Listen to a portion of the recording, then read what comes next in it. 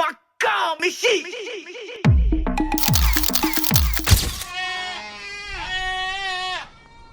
தம்பி யாரே? ஐயா வணக்கம். நான் இன்னும் ஊர்ல இருந்து வரேன். ஆட்டு பண்ண வைக்கணும்னு ரொம்ப நல்லா பார்த்துட்டு இருக்கீங்க. இந்த சுற்று வட்டாரத்துலயே உங்க ஆடுதான் நல்லா செழிப்பா இருக்குன்னு சொன்னாங்க. அதான் உங்கள்கிட்ட ஆடு வளர்க்கறத பத்தி தெரிஞ்சுக்கலான்னு வந்தேன். அப்படியா? உட்காருங்க. ஏலே 2 சேர் எடுத்து போறா.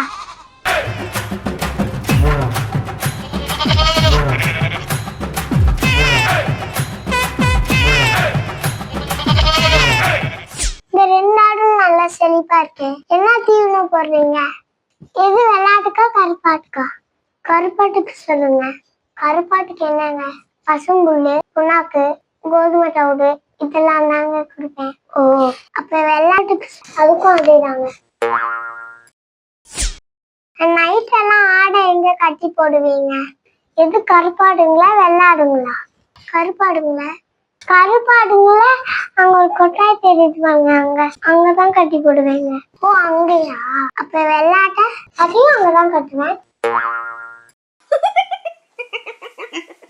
ஆடுங்களுக்கு நோய் எதுவும் வராதுங்களா? தடுப்பூசி எதுவும் போடணுமா? எதுங்க கருப்பாடுங்களா வெள்ளாடுங்களா? கருப்பாடுங்களா?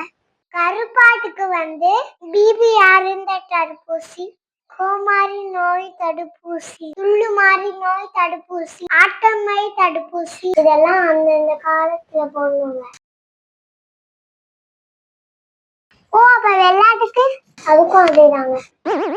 அதுக்கும் அதேதானா? ஒரு டைம்ல எத்தனை குட்டிங்க போடும்? எது கருப்பாடுங்களா வெள்ளாடுங்களா? கருப்பாடு.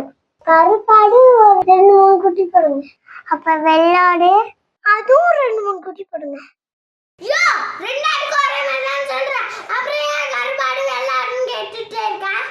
தம்பி ஏன் கோவப்படுறீங்க? உட்காருங்க.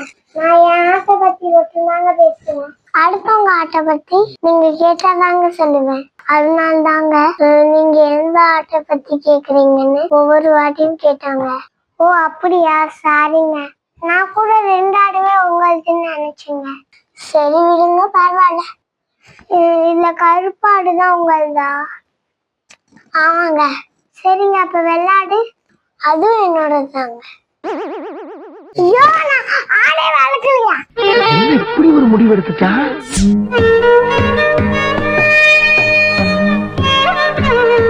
இந்த வீடியோ உங்களுக்கு பிடிச்சிருந்துச்சுன்னா லைக் பண்ணுங்க, கமெண்ட் பண்ணுங்க, ஷேர் பண்ணுங்க.